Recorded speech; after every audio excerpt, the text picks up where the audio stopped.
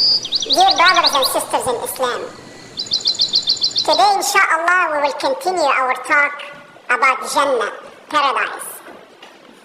And last week we said that the lowest rank person in Jannah, Allah subhanahu wa ta'ala will grant him the equivalent of the kingdom of the richest and greatest king that lived on earth, ever lived on earth, and 10 times more. And whatever he wishes, whatever he dreams of. And we said in another hadith that the Prophet ﷺ said, the lowest ranked person in Jannah, he will walk in his kingdom 1,000 years and never reach its end. Just imagine the amount that the lowest person, the lowest ranked person will have. And we said that the greatest enjoyment in Jannah, the greatest satisfaction is to see Allah subhanahu wa ta'ala. When you look at Allah subhanahu wa ta'ala, this is the greatest satisfaction you're going to have in Jannah. So when you listen to that, is there anything that you can do today that will affect your kingdom, your particular kingdom? What can you do that will affect that? There is so many things that the Prophet ﷺ told us. But one of them he said, whoever says, Subhanallah wa bihamdihi, a tree will be planted for him in his kingdom. So if now every one of you say, Subhanallah wa bihamdihi, inshallah, Allah will plant for you a tree in your kingdom. And on the day of judgment, when you get to your kingdom, you're going to see the tree and you're going to say, I remember on August 10, 2012, the person giving the khutbah told us to say that, and this is the tree. This is what Allah subhanahu wa ta'ala promised us. And here it is. I see it with my own eyes. So if you want to have 10,000, say 10,000 times. You want to have 1 million, say a million, whatever number you would like to say. Another hadith, the Prophet ﷺ told us, the person who observes every day and does 12 extra salah, nafila, not the fard, not the one obligatory, extra 12 every day, Allah will build him another palace in Jannah for doing that nafila every day. And of course we know the hadith, which is here. Whoever builds a mosque, a masjid, for the sake of Allah, and in another hadith it says, even it is the size of the smallest nest of a bird, smallest nest, Allah will build him a house in paradise. Smallest nest, you get a house in paradise. So whatever contribution you're giving, this is more than a small nest, inshallah, and Allah will build you a house for it. And on the day of judgment, the righteous people will go into paradise, and the people who memorize Quran, Allah will tell them, recite Quran and elevate, move up in rank until the last verse that you memorize, that would be your rank in paradise. So as much Quran as you can memorize, that increase your ranks. And the Prophet told us, the difference between each rank is the difference between the heavens and the earth. So it's a huge difference. And then in a hadith, the Prophet tells us, homes in Jannah, the palace in Jannah, are built by zikrullah. Zikrullah. Zikrullah is remembrance of Allah. So whenever you remember Allah, the angels are building your palace. When you stop, they stop. You go back to remembering Allah, the angels continue building for your palace. What is dhikr? What is remembering Allah? Everything that you do in acts of worship is remembering Allah. You sitting here listening to the khutbah is remembering Allah. The salah is remembering Allah. Your fasting is remembering Allah. Your charity is remembering Allah. So every act of obligation that you do, every act of worship is remembering Allah, and the angels are building, expanding your palace, expanding it, getting it ready for you. Now the good news. Allah subhanahu wa ta'ala says in the Quran, إِنَّ اللَّهَ لَا يَغْفِرُ أَنْ يُشْرَكَ بِهِ وَيَغْفِرُ مَا دُونَ ذَلِكَ لِمَنْ يَشَاءُ. Surely Allah does not forgive that anything should be associated with Him, and forgives anything else to whom He pleases. This is the good news. So whatever you did, don't worry. Ask Allah for forgiveness. He is waiting for you to ask for forgiveness. And everything will be wiped out. And you start fresh. You sin again. Ask for forgiveness. And on and on. And Allah, then His mercy does not have end. Until you get tired of asking Allah for forgiveness, then that's the end. You decide the end. But Allah's mercy has no end. And Allah subhanahu wa ta'ala says in another verse, قُلْ يَا عِبَادِيَ الَّذِينَ أَسْرَفُوا عَلَى أَنفُسِهِمْ لَا تَقْنَطُوا مِنْ رَحْمَةِ اللَّهِ إِنَّ اللَّهَ يَغْفِرُ الذُّنُوبَ جَمِيعًا إِنَّهُ هُوَ الْغَفُورُ الرَّحِيمُ. Say, O my servant who transgressed against their souls, do not despair of the mercy of Allah. Surely Allah forgives all sins. He is the forgiving, the merciful. You notice He said, all sins. So, anything you do, ask forgiveness. Don't wait. Even if you don't remember, ask forgiveness from Allah every day. Repent every day. After every salah, ask Allah for forgiveness. So when you go up, inshallah, you're clean. You're clean. Then you're ready, inshallah, to go to your kingdom in Jannah.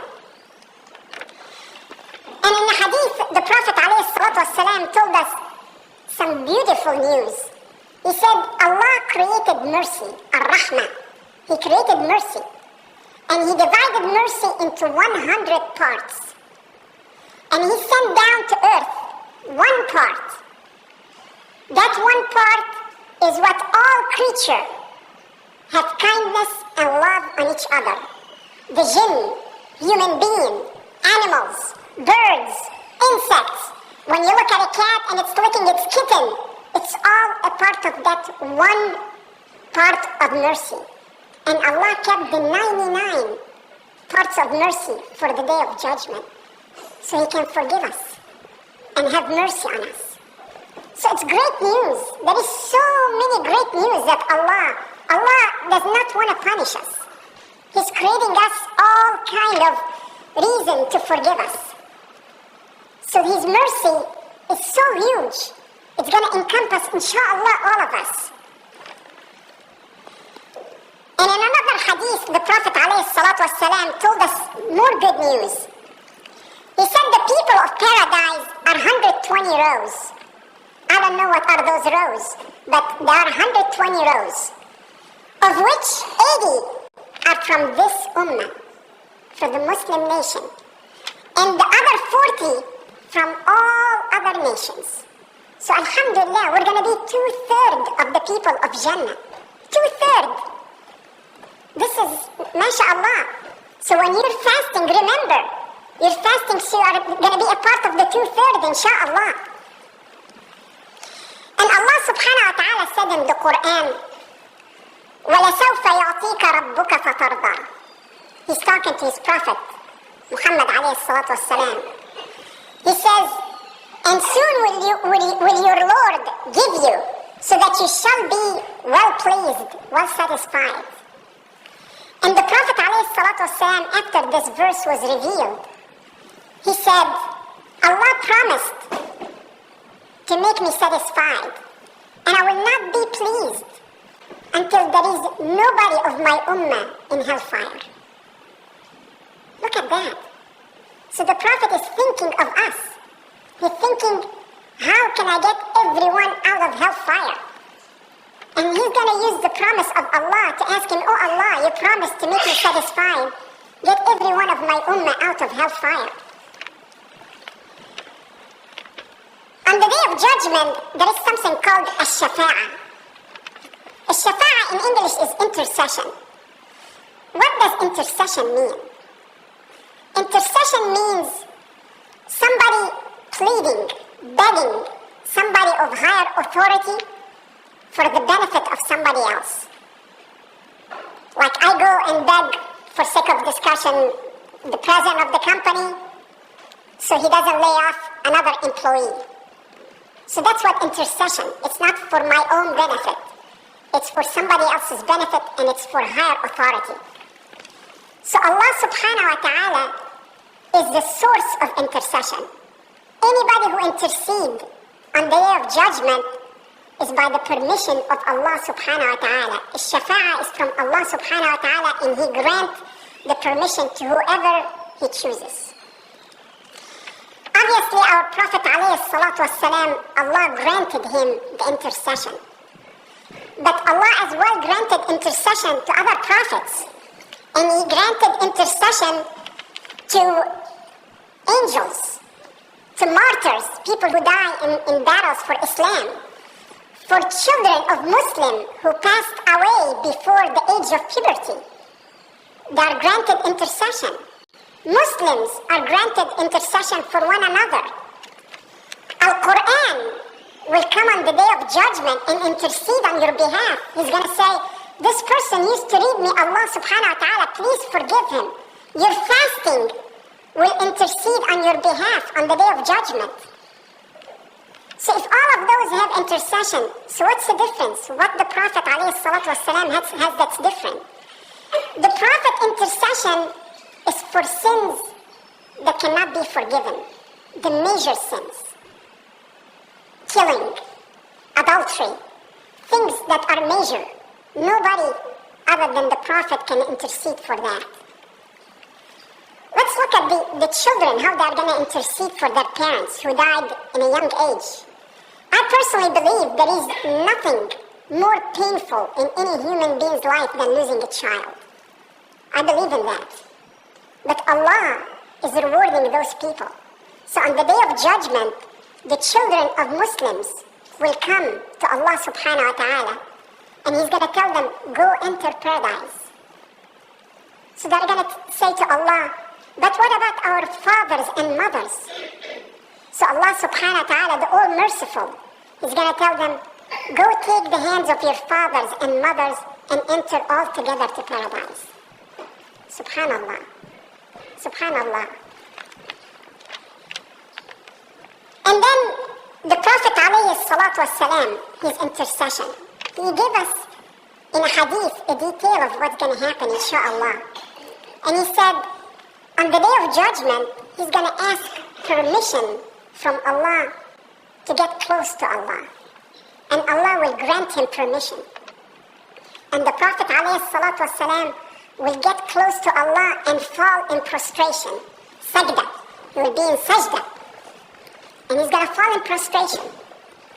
And he said, Allah subhanahu wa ta'ala will inspire me praises and words that I don't know, that I'm going to say to Allah subhanahu wa ta'ala. And he's going to praise Allah and praise Allah. And he said, for as long as Allah will let me. And then Allah will tell him, O Muhammad, raise your head and speak, for you will be listened to. And ask, for you will be granted. And intercede, for your intercession will be accepted. So the Prophet ﷺ is going to say, my ummah, my followers, my nation, oh my nation Allah, oh my nation Allah. So Allah subhanahu wa ta'ala is going to tell him, go to hellfire and take any Muslim that he has in his heart the weight of a grain, a barley grain of iman, of faith. A barley grain of faith. So the Prophet ﷺ will go to hellfire and pull all those Muslims that have the weight of a barley grain in their heart of iman and pull them out. Then he's going to go back to Allah and repeat the same thing, fall in prostration and talk to Allah. Then Allah subhanahu wa ta'ala is going to tell him, go and take every Muslim that in his heart has the weight of a mustard seed. Mustard seed is a very small seed. A mustard seed of Iman, of faith. Take him out of hellfire and put him into Jannah. And he will do that. And then the third time he's going to go back. Oh Allah, my followers, my followers. And Allah is going to tell him, go and take whoever has in his heart a speck of dust. When you see like there is a sun ray, and you see floating dust in the air, that much, in other words, doesn't have any weight, just nothing.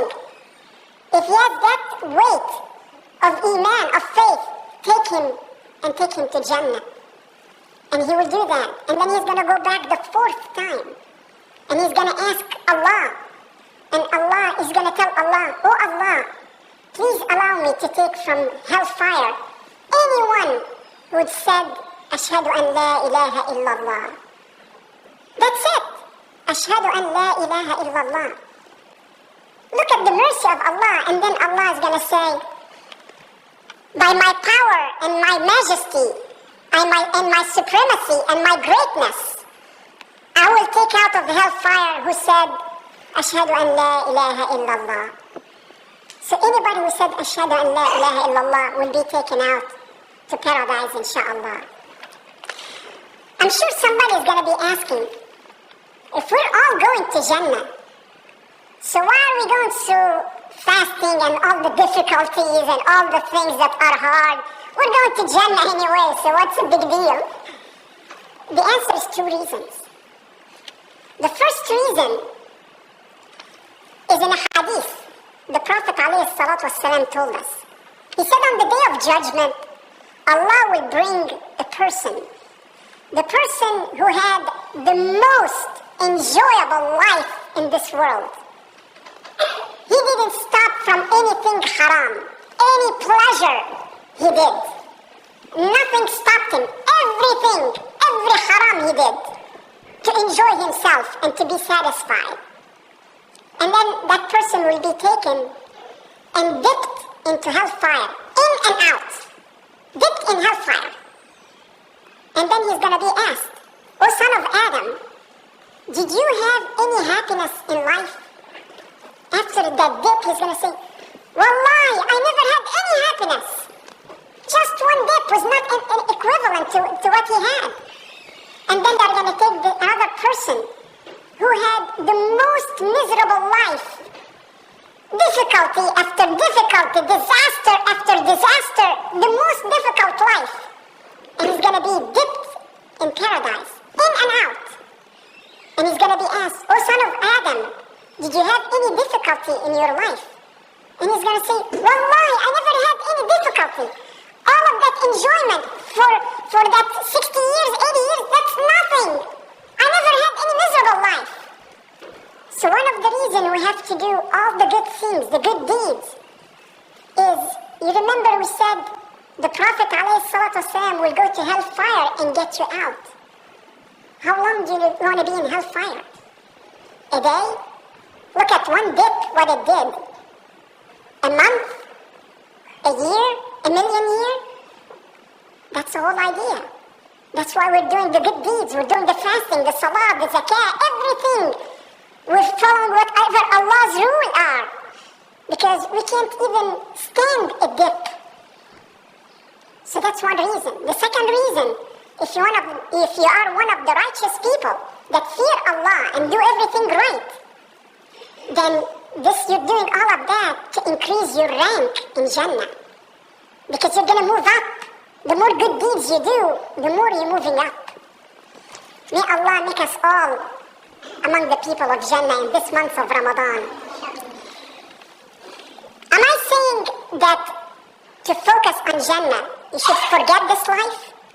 So, in other words, don't worry about this life, focus on just, everything for Jannah and all of that. No, that's not what Allah wants us to do. Allah in several verses, He says, وَابْتَغِي فِي مَا أَتَاكَ اللَّهُ الدَّارَ الْآخِرَةَ وَلَا تَنْسَ نَصِيبَكَ مِنَ الدُّنْيَا. But seek with that wealth, with whatever Allah gave you, which Allah has given you, the home of the hereafter, and do not forget your portion of this world. So Islam is a balanced religion. So He wants you to enjoy this life, whatever Allah gave you, enjoy it in halal way. But at the same time, keep in mind, in your heart, remember the hereafter. So that will guide you to the right path. You don't do haram.